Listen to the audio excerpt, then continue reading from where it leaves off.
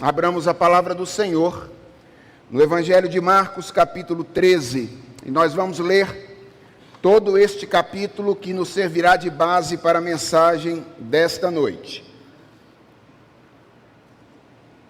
Marcos, capítulo 13, a palavra do Senhor nos diz assim: Quando Jesus estava saindo do templo, um dos seus discípulos lhe disse: Mestre, que pedras, que construções. Mas Jesus respondeu: Você está vendo essas grandes construções? Não ficará aqui pedra sobre pedra que não seja derrubada. Jesus estava sentado no Monte das Oliveiras, diante do templo, quando Pedro, Tiago, João e André lhe perguntaram em particular: Diga-nos quando essas coisas vão acontecer, e que sinal haverá quando todas elas estiverem para se cumprir? Então Jesus começou a dizer-lhes: Tenham cuidado para que ninguém os engane. Muitos virão em meu nome dizendo: Sou eu, e enganarão a muitos. Quando vocês ouvirem falar de guerras e rumores de guerras, não se assustem. É necessário que isso aconteça, mas ainda não é o fim. Porque nação se levantará contra nação, e reino contra reino. Haverá terremotos em vários lugares e também fomes. Essas coisas são o princípio das dores.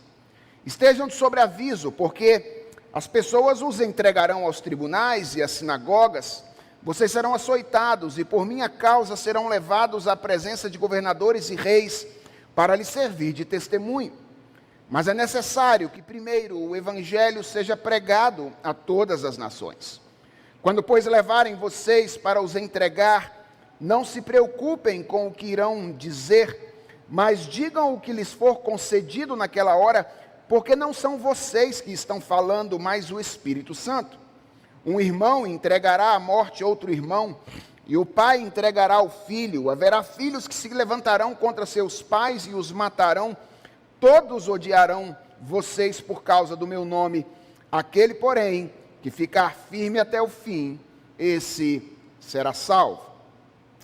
Quando, pois, vocês virem o abominável da desolação, situado onde não deve estar, quem lê, entenda. Então os que estiverem na Judéia fujam para os montes. Quem estiver no terraço não desça, nem entre para tirar de casa alguma coisa. E quem estiver no campo não volte atrás para buscar a sua capa. Ai das que estiverem grávidas e das que amamentarem naqueles dias. Orem para que isso não aconteça no inverno, porque aqueles dias serão de tamanha tribulação, como nunca houve desde o princípio do mundo criado por Deus até agora, e nunca, jamais haverá. Se o Senhor não tivesse abreviado aqueles dias, ninguém seria salvo. Mas por causa dos eleitos que ele escolheu, Deus abreviou tais dias. Então, se alguém disser a vocês: olhem, aqui está o Cristo, ou olhem, ali está ele, não acreditem. Porque surgirão falsos cristos e falsos profetas, operando sinais e prodígios, para enganar, se possível, os próprios eleitos. Estejam de sobreaviso. Tudo isso tenho predito a vocês. Mas naqueles dias, após a referida tribulação, o sol escurecerá, a lua não dará sua claridade, as estrelas cairão do firmamento e os poderes do céu serão abalados. Então verão o Filho do Homem vindo nas nuvens com grande poder e glória. E então ele enviará os anjos e reunirá os seus escolhidos dos quatro ventos, da extremidade da terra até a extremidade do céu. Aprendam, pois, a parábola da figueira. Quando já os seus ramos se renovam e as folhas brotam, vocês sabem que o verão está próximo. Assim também vocês, quando virem acontecer essas coisas, saibam que está próximo às portas. Em verdade lhes digo que não passará esta geração sem que tudo isso aconteça. Passará o céu e a terra, porém as minhas palavras não passarão. Mas a respeito daquele dia, ou da hora, ninguém sabe, nem os anjos no céu, nem o Filho, senão o Pai. Estejam de sobreaviso e vigiem, porque vocês não sabem quando será o tempo. É como um homem que, ausentando-se do país, deixa a sua casa, dá autoridade aos seus servos e a cada um a sua obrigação, e ao porteiro ordena que vigie.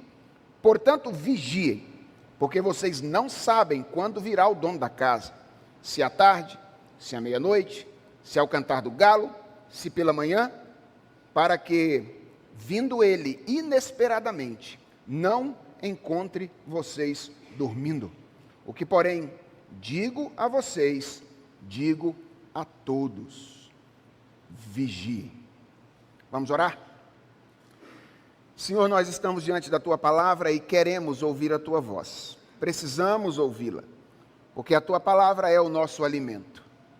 Pedimos-te que Tu nos ajudes a termos concentração, ajude-nos a termos tranquilidade no coração, para que tenhamos o coração pastoreado pela Tua palavra nessa noite. Sejas Tu mesmo o nosso pastor e fala conosco aquilo que Tu desejas que nós ouçamos e aquilo que Tu desejas que tenhamos no coração. É a oração que fazemos em nome de Jesus. Amém? Irmãos, uma das coisas que eu tenho dito a vocês, ou disse quando comecei a expor o Evangelho de Marcos, nós estamos sequencialmente fazendo isso desde o início do ano, é que Marcos é um evangelho que se preocupa mais com os atos de Jesus do que com as palavras de Jesus. Este capítulo 13 é o maior discurso de Jesus Cristo que nós temos registrado no evangelho de Marcos. Nós não temos aqui outros discursos grandes, como por exemplo o Sermão do Monte, que em Mateus toma o capítulo 5, 6 e 7. Este é o maior discurso de Jesus Cristo registrado neste evangelho. Ele geralmente é chamado de sermão escatológico, por causa do assunto, a temática a respeito da qual Jesus trabalha neste sermão.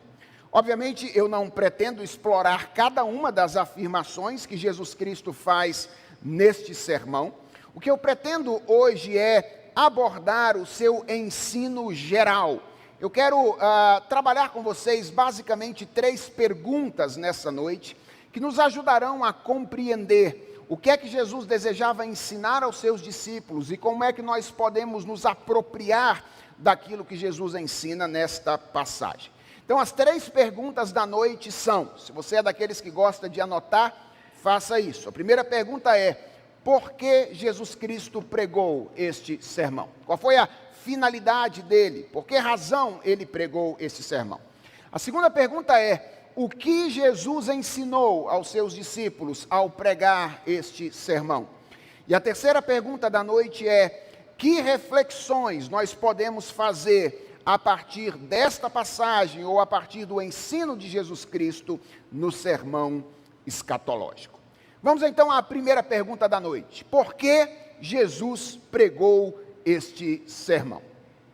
Bem, se você tem ouvido os últimos sermões que tenho pregado a respeito da estadia de Jesus Cristo na cidade de Jerusalém, ao longo da sua última semana de vida, você sabe que desde que chegou em Jerusalém, Jesus anunciou que um novo tempo estava se aproximando.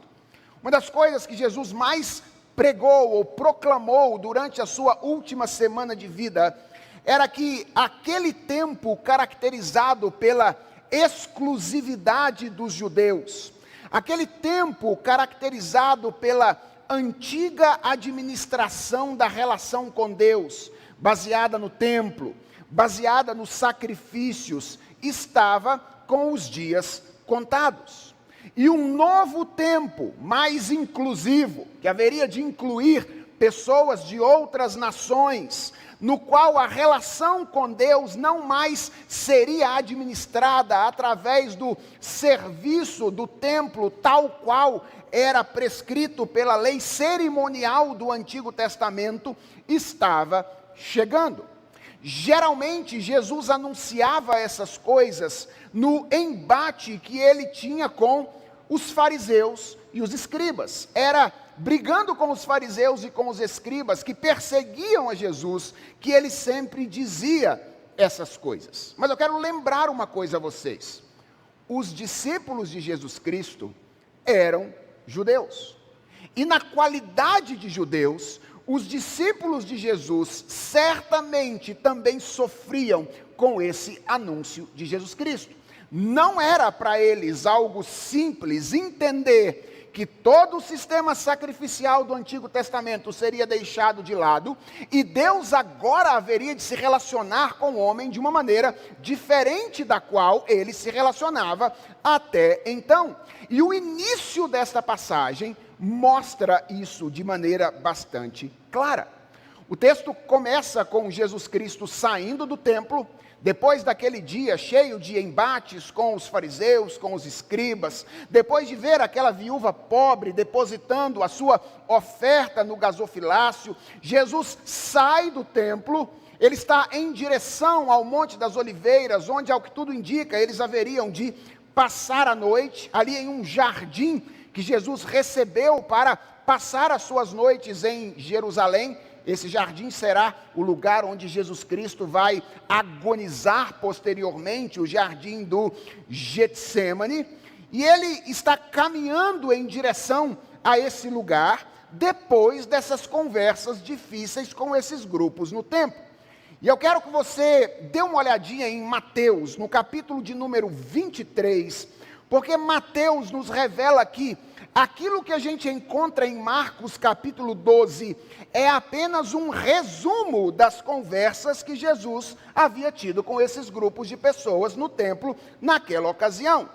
E eu quero que você perceba que, segundo Mateus, a conversa que Jesus Cristo teve com os escribas terminou com uma predição bastante curiosa. Veja o que Jesus, ou que Mateus diz, ou como ele registra o que Jesus diz, a partir do verso de número 34, do capítulo 23 do evangelho que leva o seu nome.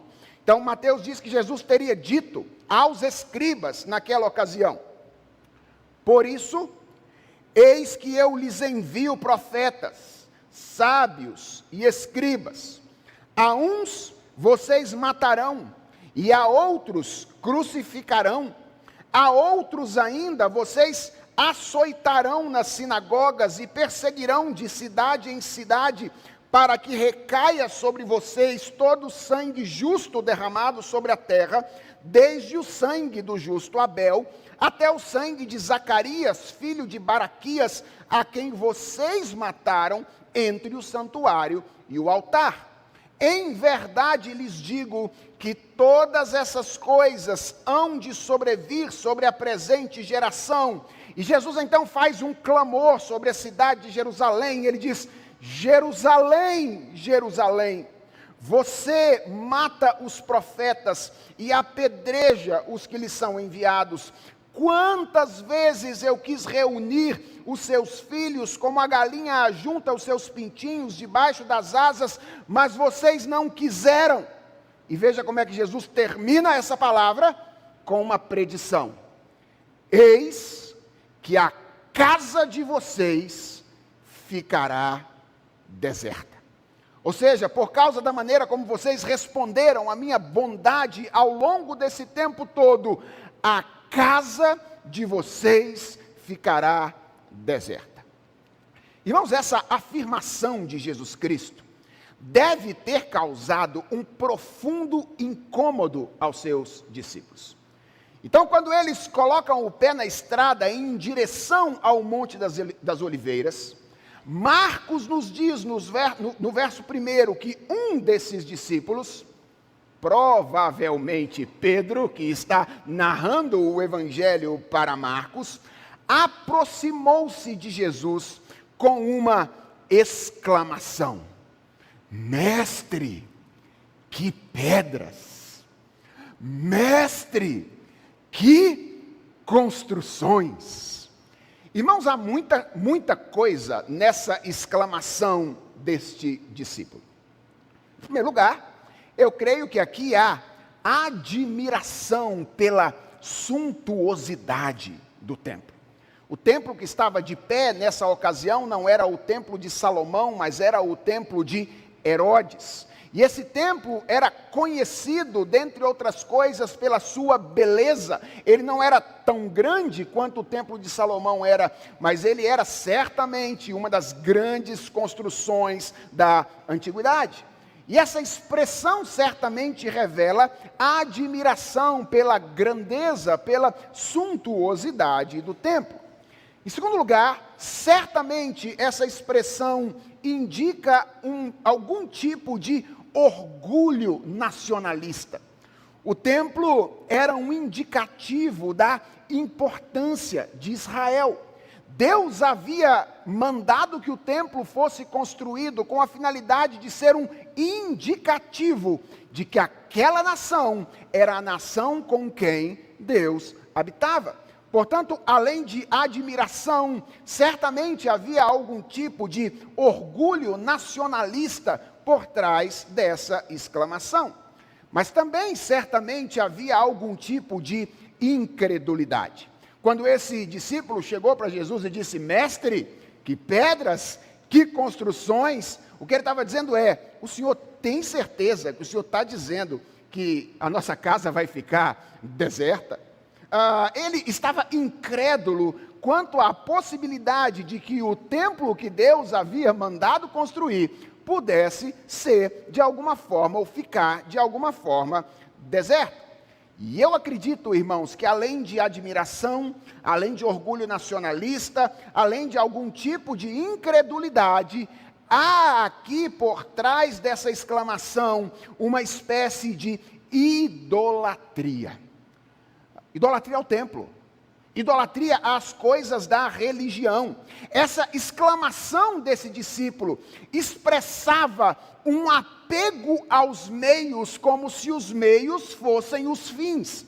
Uma espécie de confiança indevida no lugar onde eles se reuniam para se encontrar com Deus e naquilo que eles faziam por ocasião desse encontro. Como se Deus dependesse, ou como se o lugar e o que eles faziam fosse a razão pela qual Deus se relacionava com eles. Havia, portanto, além de tudo aquilo, uma idolatria das coisas da religião, da religiosidade no coração desse discípulo. E a maneira como Jesus responde é um indicativo disso. Porque Jesus não doura a pílula. Se esse discípulo já estava com dificuldade do que ia acontecer quando Jesus disse: a casa de vocês ficará deserta, veja qual foi a resposta de Jesus. Quando o discípulo chegou e falou: Mestre, que pedras! Mestre, que construções! Jesus olhou para ele e disse: você está vendo essas grandes construções? Não ficará aqui pedra sobre pedra que não seja derrubada. Jesus disse: é isso mesmo que você está pensando que vai acontecer. Eu sei que está difícil para entender isso, mas é exatamente isso que você está pensando que vai acontecer. Quando Deus manifestar o seu juízo contra o povo da antiga aliança, o templo será destruído. E esse é um esclarecimento definitivo que derruba de uma vez por todas qualquer ilusão com respeito à permanência do templo. Ou seja, o templo não apenas ficaria deserto, mas ele seria completamente destruído por ocasião do juízo de Deus. A sensação que a gente tem ao ler o relato de Marcos é que esse esclarecimento de Jesus cala os discípulos temporariamente.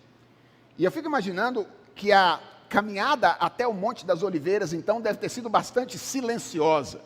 Todo mundo angustiado com aquilo que Jesus Cristo tinha acabado de dizer. Mas o silêncio não dura muito tempo. O texto diz que Jesus chega ao Monte das Oliveiras, e então eu imagino, o texto não diz exatamente que hora Jesus chegou lá, mas eu imagino que no crepúsculo da tarde, o sol está se pondo, e ele se assenta então em um lugar de onde ele consegue enxergar o templo.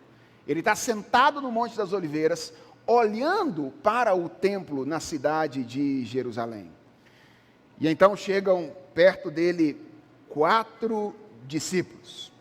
E aqui nós temos o nome de quem são eles. São exatamente aqueles primeiros 4 que Jesus chamou no Evangelho de Marcos: Pedro, Tiago, João e André. E agora eles se aproximam com uma pergunta ou com uma espécie de pedido. Talvez eles tenham se assentado ao lado de Jesus, colocado as mãos no ombro dele, e eles disseram o seguinte: Mestre, dize-nos quando sucederão essas coisas, e que sinal haverá quando todas elas estiverem para cumprir-se. O que é o sermão escatológico? O sermão escatológico é a resposta de Jesus Cristo a essa pergunta. Ou é aquilo que Jesus Cristo tem a dizer diante desse pedido que os discípulos acabam de fazer a ele.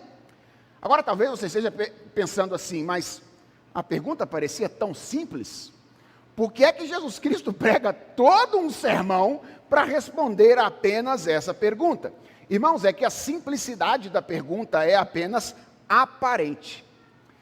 Vejam que na mente dos discípulos, veja como é que isso é complexo para os discípulos.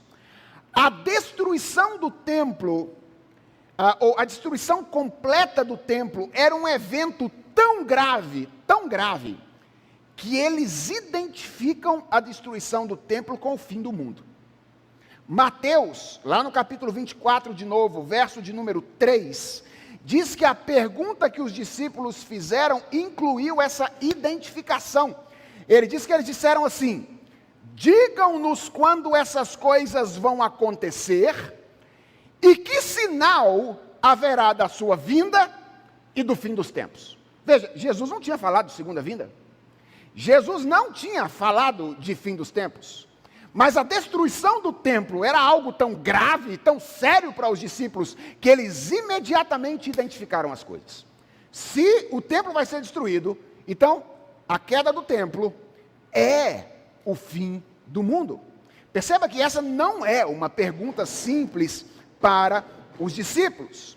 E a pergunta mostra o quão tendentes a confiar em si mesmos os discípulos eram. Reparem um detalhe, irmãos. Eu quero que você acompanhe o meu raciocínio aqui agora. De início, quando Jesus prevê a manifestação do juízo de Deus, o texto diz que eles se apegam ao poder e à religiosidade deles. Quando Jesus diz: a casa vai ficar deserta, eles tentam encontrar alguma coisa que possa lhes dar segurança.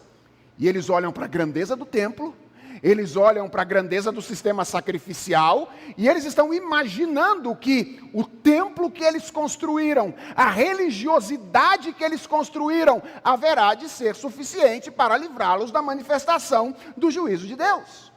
E quando Jesus Cristo diz: não adianta confiar na religiosidade, não adianta confiar no poder, então eles dizem: talvez se a gente simplesmente tiver a informação de quando é que as coisas vão acontecer, então a gente consegue se livrar.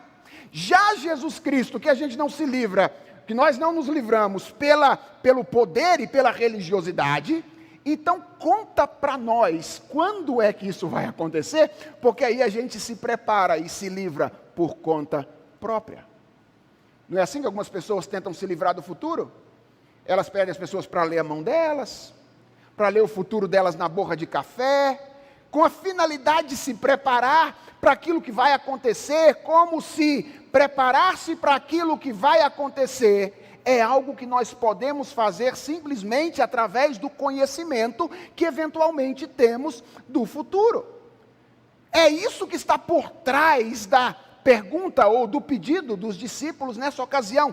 Há uma confiança na informação, há uma confiança no conhecimento, como se o conhecimento do futuro fosse suficiente para lhes dar segurança, descanso e tranquilidade para enfrentar aquilo que estava por vir. Por que Jesus pregou esse sermão? Porque os discípulos tinham uma séria tendência de confiar neles mesmos. Fosse o objeto dessa confiança o poder, a grandeza do que eles conseguiam construir, fosse o objeto dessa confiança a religiosidade deles, o culto bonito que eles conseguiam prestar, ou o culto exatamente de acordo com as regras da lei que eles conseguiam oferecer, ou o conhecimento quanto ao futuro. E o que é que Jesus ensina neste sermão? Vamos aqui então para a segunda pergunta da noite. Irmãos, o que Jesus faz no sermão escatológico é algo magistral no sentido etimológico da palavra. Magistral tem a ver com mestre, né? É algo que mestre faz. E Jesus é o mestre por excelência. Perceba que, em primeiro lugar, Jesus apresenta uma série de sinais. O que os discípulos tinham pedido? Os discípulos tinham pedido que Jesus dissesse quando é que ia acontecer essas coisas e como é que eles poderiam ficar preparados para essas coisas através de sinais que eles poderiam detectar. E Jesus, ao longo do sermão escatológico, apresenta uma diversidade de sinais. Por exemplo, no verso de número 7, ele fala de guerras e rumores de guerras. Este é um sinal. No verso de número 8, Jesus fala de terremotos, Jesus fala de fome. Nos versos 9 e 10, Jesus fala de perseguição dos discípulos sendo levados às raias dos tribunais por causa da pregação do Evangelho. No verso 12, Jesus fala de divisões familiares, pais contra filhos, filhos contra pais, por causa do Evangelho. No verso 14, Jesus Cristo fala da vinda de uma figura aí, que é o abominável da desolação, que eu não vou dizer para vocês quem é nessa noite. Meu objetivo não é lidar com cada uma dessas expressões, mas Jesus fala da vinda dessa figura como um sinal. No verso 22, Jesus fala da aparição de falsos cristos como mais uma evidência, mais um sinal. Ou seja, os discípulos pedem sinais e Jesus lhes apresenta os sinais. Mas atenção, Jesus não faz isso com a finalidade imaginada pelos discípulos, nem da maneira como eles gostariam. Jesus não permite aos discípulos saber exatamente aquilo que eles desejavam. Jesus apresenta a resposta aqui, e isso é bastante interessante, nos mesmos termos da pergunta. Aliás, deixa eu dizer uma coisa para vocês. Não é fácil interpretar o sermão escatológico. Dentre outras coisas, eu acredito que é porque Jesus, assim como os discípulos na pergunta misturam aquilo que haveria de acontecer no primeiro século com coisas que ainda vão acontecer no futuro, Jesus Cristo mistura coisas que aconteceram no primeiro século com coisas que ainda vão acontecer no futuro. Assim como a pergunta junta dois momentos na história, eu acredito que a resposta de Jesus Cristo também ajunta dois momentos da história. Não é fácil interpretar cada uma dessas expressões. E uma outra coisa que eu quero que você perceba aqui, essa ainda mais relacionada ao objetivo de Jesus, é que ao final de boa parte dos sinais, Jesus vai inserindo certas expressões que deixa claro que, embora ele tenha apresentado sinais, não foi com o objetivo que os discípulos queriam. O que é que os discípulos queriam? Sinais exatos, para que eles pudessem descobrir exatamente quando o fim dos tempos haveria de acontecer, o templo haveria de ser destruído, né, juntando os dois fatores, para que eles pudessem se preparar. E aí Jesus vai dar os sinais. Só que ele faz assim, ele diz, olha, vai ter guerras e rumores de guerras. Ainda não é o fim. Aí ele diz assim, vai ter terremotos e fome. É só o princípio das dores. Ele vai dando os sinais, mas ele não permite que os discípulos possam ter um dia na agenda, marcado através dos sinais, para dizer quando é que as coisas vão acontecer. Os sinais que Jesus Cristo dá não tem como finalidade ajudar-nos a marcar uma data de quando as coisas vão acontecer. Eles têm como finalidade nos dar segurança quanto à veracidade da palavra de Deus. Desde que Jesus Cristo disse essas palavras, nós vemos guerras e rumores de guerras, nós vemos fome, nós vemos pai contra filho, filhos contra pais, cristãos sendo levados às raias dos tribunais por causa do Evangelho. Todas essas coisas estão acontecendo desde que Jesus pregou esse sermão. Por quê? Porque essas coisas, elas foram ditas por Jesus para que nós pudéssemos olhar para fora, olhar para a história e dizer: a palavra de Jesus é confiável. O objetivo não era que os discípulos pudessem marcar um dia na agenda, mas que eles pudessem olhar para as circunstâncias, percebendo a veracidade da palavra de Jesus Cristo. Irmãos, isso aqui que Jesus faz é algo brilhante. Ao mesmo tempo em que ele dá aos discípulos o que eles pedem, sinais, ele não lhes dá integralmente o que eles pedem. Sabem por quê? Guarda isso no seu coração. Porque o que ele deseja ensinar nesse sermão é que nós não precisamos do que achamos que precisamos para encontrar encorajamento quanto ao que está por vir. Os discípulos imaginavam que a única coisa que poderia trazer segurança, encorajamento para enfrentar o futuro, que para eles não seria fácil, eles seriam levados às raias dos tribunais, era o conhecimento e a capacidade de prever. O que Jesus Cristo está dizendo para eles é: vocês não precisam conhecer o futuro para experimentar segurança, descanso e encorajamento. Vocês não precisam ter uma noção de como e quando exatamente as coisas que estão por vir se sucederão.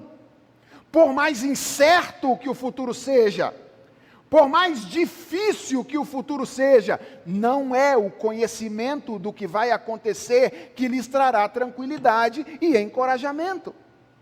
A pergunta é: do que os discípulos precisavam então? Do que nós precisamos para isso? Duas coisas, que são as ênfases de Jesus nesse sermão. A primeira é fé. Confiança na veracidade da palavra de Deus. Jesus termina o seu bloco de explicação desse sermão antes de contar duas parábolas que têm o objetivo de aplicar o seu ensino, com o seguinte versículo nos versos 31 e 32. Em verdade lhes digo, que não passará esta geração sem que tudo isso aconteça. Passará o céu, passará a terra, porém as minhas palavras não passarão. Vocês estão preocupados com o que vai acontecer no futuro? Estão com medo do que vai acontecer no futuro? Diz Jesus Cristo aos discípulos. É isso mesmo, vocês vão ser levados às raias dos tribunais, para testemunhar do meu nome. Isso vai acontecer com vocês, diz Jesus Cristo. E vocês não precisam saber quando vai acontecer, quando é que eu vou dar fim nessa história. Não precisam. O que vocês precisam saber é: eu tenho uma palavra confiável. Confiem na minha palavra. Confiem naquilo que eu digo, porque aquilo que eu digo haverá de acontecer. Mas há uma segunda coisa que Jesus Cristo diz que nós precisamos. Além de fé, se nós queremos enfrentar o futuro incerto com encorajamento e segurança, nós precisamos de vigilância. Fé e vigilância. Ao longo de todo o sermão, meus irmãos, a ênfase de Jesus é posta exatamente sobre isto, naquilo que os discípulos precisavam fazer como uma manifestação prática da fé na palavra de Jesus. Veja como é que isso está presente ao longo de todo o sermão. Vigilância, de maneira prática. Uma das coisas que Jesus exige dos discípulos aqui é que eles tivessem uma postura de prudência interpretativa. Perceberam isso? Isso é vigilância. Postura de prudência interpretativa. Jesus diz assim para eles, eu vou voltar. Isso aqui tudo vai acontecer que eu estou falando para vocês. Vai demorar um pouco. E sabe o que vai acontecer nesse período de demora? Vai pipocar de gente dizendo assim, eu sou o Cristo. Eu retornei. Eu estou aqui. Creiam em mim. Eu sou o Jesus que voltou. E Jesus diz para eles, tenham cuidado. Sejam hermeneuticamente prudentes.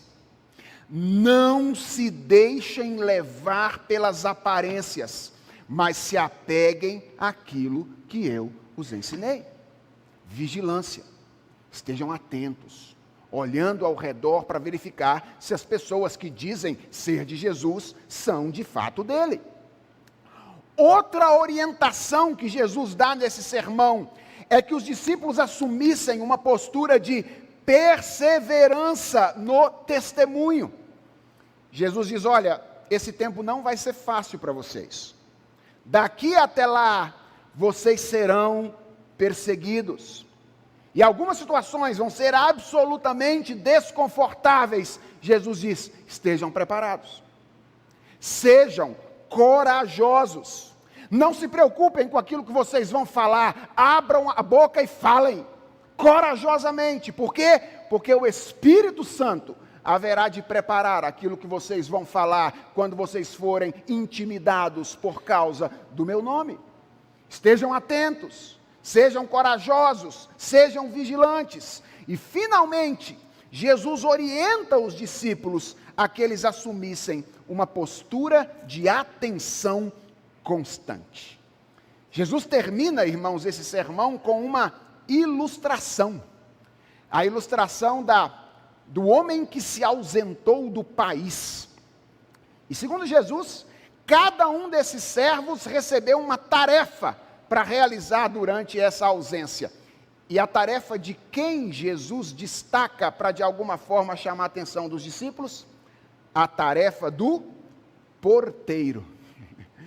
Porteiro é aquele que não pode dormir, que precisa estar com os olhos arregalados, abertos, atento, para saber quando é que o dono do campo haverá de retornar.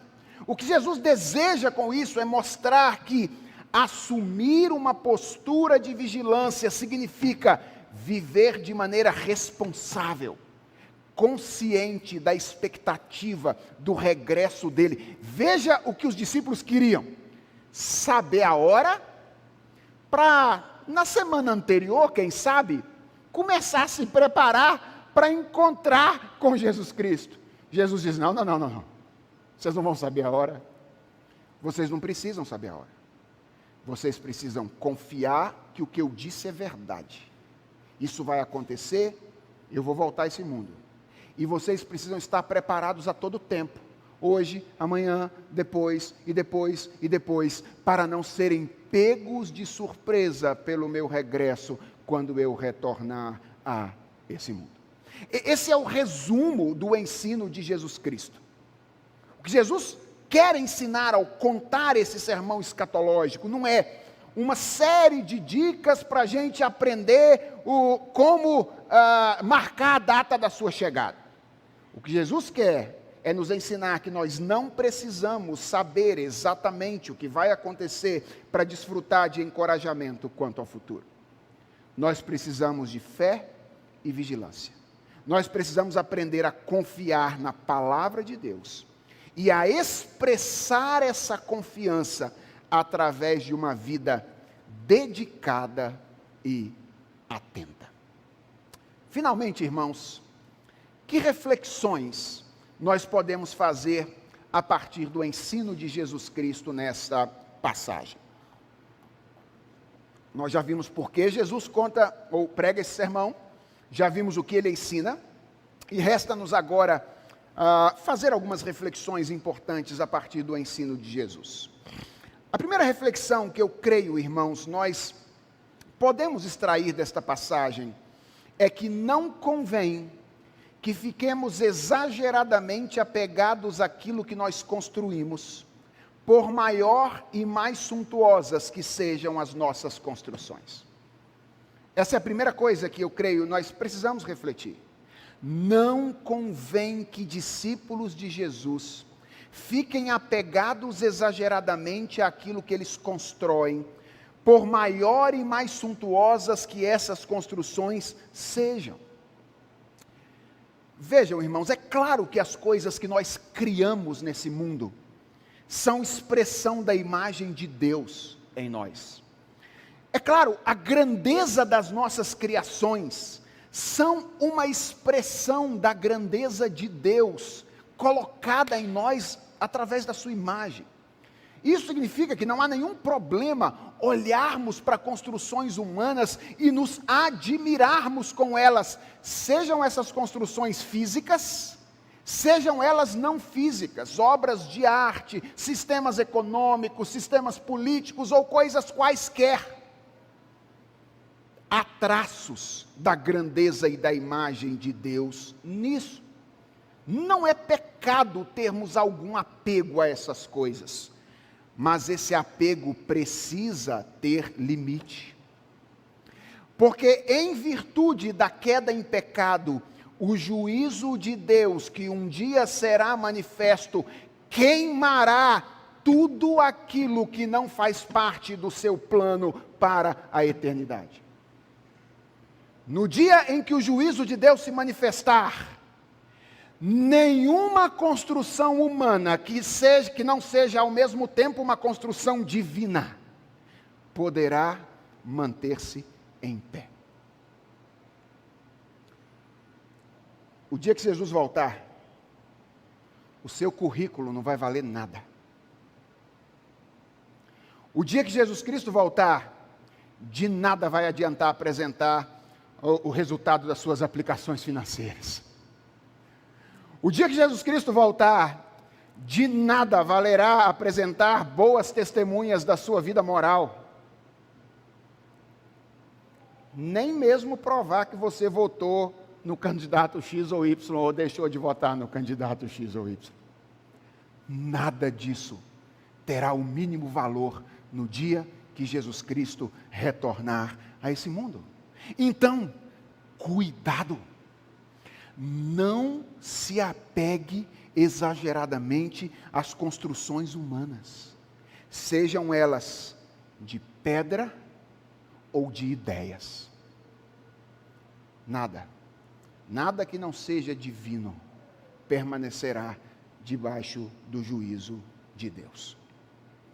A segunda coisa que eu creio, nós precisamos refletir nela, nesta ocasião, é que aquilo que Jesus diz é digno da nossa confiança. Eu quero estimular você a confiar em Jesus Cristo nessa noite. Irmãos, Jesus previu a destruição do templo nessa ocasião. E ele convidou os discípulos a confiarem em suas palavras. Deixa eu dizer algo a vocês. Fontes extra-bíblicas relatam que as palavras de Jesus Cristo aos discípulos nessa ocasião se cumpriram com a exatidão com a qual elas foram proferidas. Cerca de 30 anos depois de Jesus dizer essas coisas, os judeus se revoltaram contra o Império Romano, numa das muitas revoltas que eles fizeram contra Roma no primeiro século. E em resposta, então, o imperador Vespasiano e o seu filho Tito, então general, seria imperador posteriormente, invadiram a cidade de Jerusalém. E o historiador Flávio Joséfo, um historiador judeu, narra com as seguintes palavras essa invasão.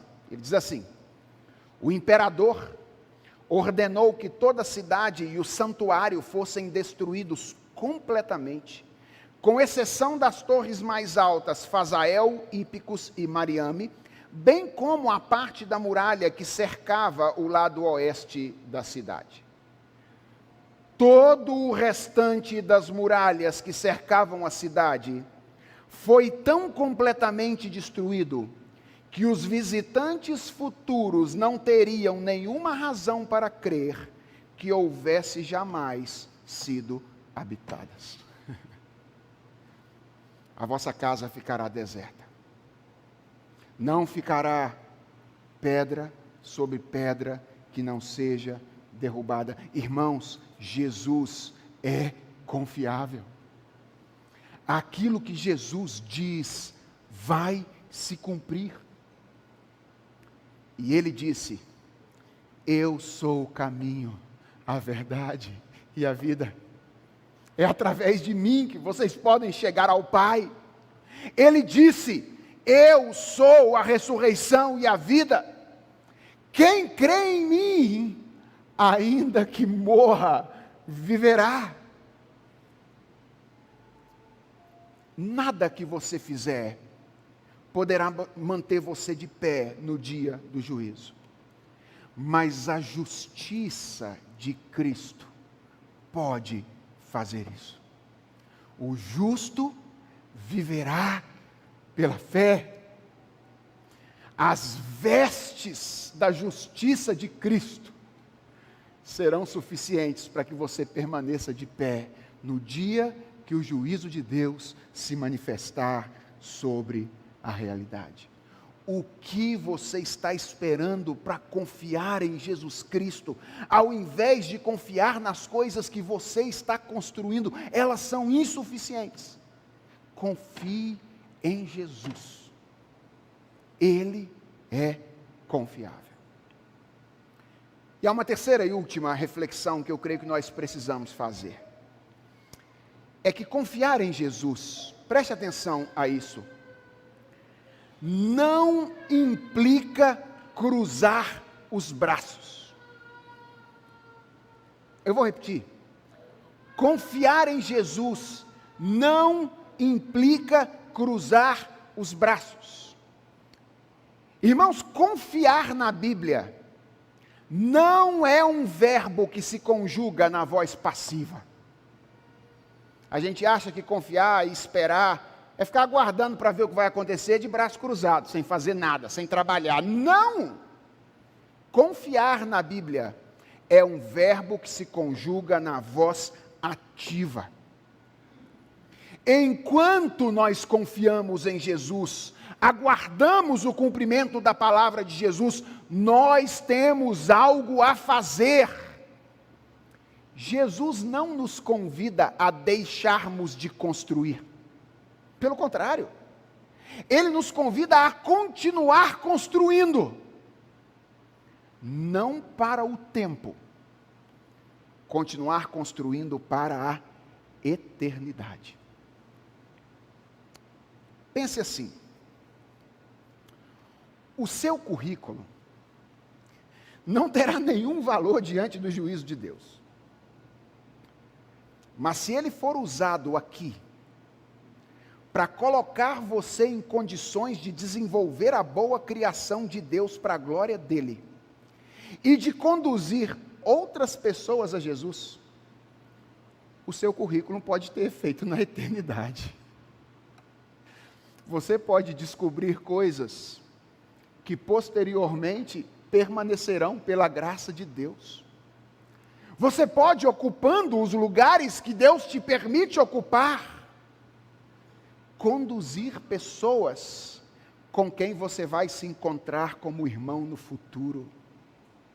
E Ele poderá dizer para você: sabe por que eu estou aqui hoje?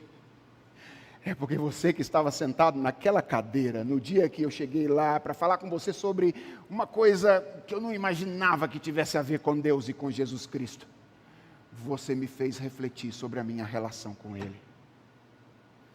O seu currículo não vai valer nada diante de Jesus para te manter de pé, mas pela graça e misericórdia de Jesus, Pode ser que os efeitos daquilo que você fez aqui pela graça permaneçam depois.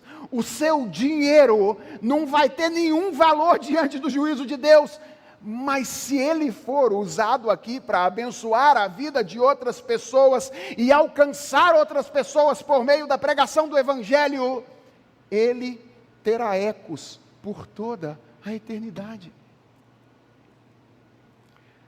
A sua vida moral, embora seja um dever seu como manifestação de gratidão a Deus pelo que Ele fez por você em Cristo Jesus, não vai te sustentar diante do juízo de Deus. Ninguém vai ficar em pé diante do juízo de Deus porque é bonzinho.